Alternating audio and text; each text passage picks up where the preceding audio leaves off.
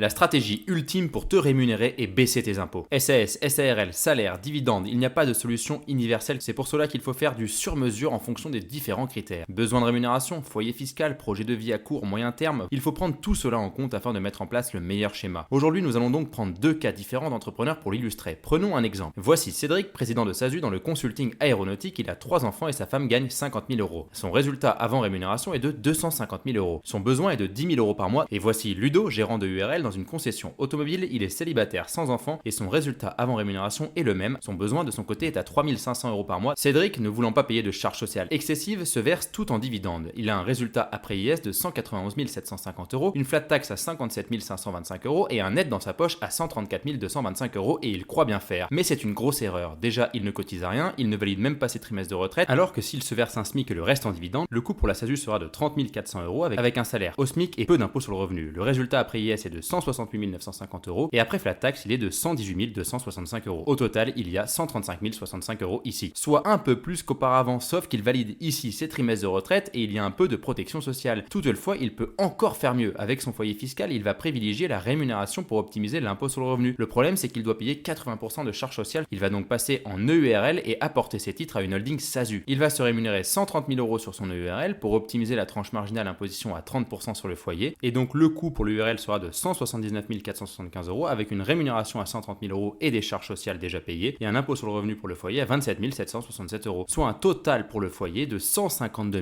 233 euros. En enlevant le salaire de sa femme, il est à 102 000. Il manque donc 18 000 pour les 120 000 euros, soit les 10 000 euros par mois. Il reste un résultat de 57 143 euros après IS sur le URL qu'il fait remonter à sa holding, soit 56 715 euros après régime Murphy. Il va se verser 25 715 euros de dividendes depuis sa holding, soit 18 000 euros net dans sa poche. Il aura donc ses 120 000 euros dans sa poche et il reste 30 000 euros à investir via sa holding. Maintenant, occupons-nous de notre cher Ludo. Il se verse tout en rémunération car il pense ne pas pouvoir investir avec sa société. Le coût pour son EURL est de 250 000 euros et la rémunération est de 184 021 euros, l'impôt sur le revenu de 56 621 euros et le net dans sa poche de 127 760 euros. Il fait une grave erreur ici car il se fait matraquer par l'impôt sur le revenu, donc il va transformer son EURL en SASU et faire un apport des titres à une holding EURL avec un mandat de direction. On le voit ici, Ludo, il détient la holding qui détient elle-même à 100% la SASU du dessous et il fait un mandat de direction entre la holding et la SASU du dessous. Le mandat de direction ici est de 72 000 euros, le coût pour l'URL est de 72 000 euros et le net dans sa poche après IR et charges sociales est de 42 000 euros ici. Il a donc ses 3 500 euros par mois net dans sa poche et il reste un résultat de 137 750 euros après IS sur la SASU qu'il fait remonter à sa holding, soit 136 716 euros après régime Murphy. Il va apporter cela à une SCI, faire des contrats de capitalisation, il va investir en masse via sa holding. Et si tu souhaites en savoir plus, abonne-toi et va écouter notre chaîne L'Art de la Gestion Patrimoniale sur YouTube, Spotify ou Apple Podcast.